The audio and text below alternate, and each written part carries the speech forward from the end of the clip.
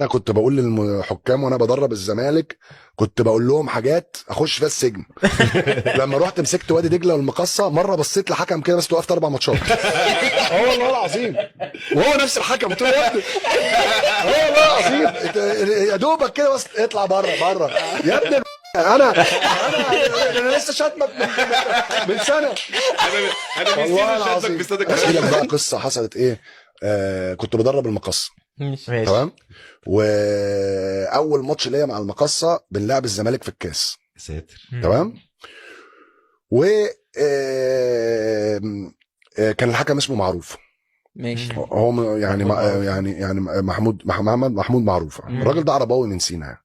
حلو. فالمهم ايه، الراجل ده اقسم بالله فجر في التحكيم قدام الزمالك ما شفت زيه في حياتي. قلت له انا لنفسي انا زملكاوي، بس بقول لك ده فجر، مش ده كفر. تمام.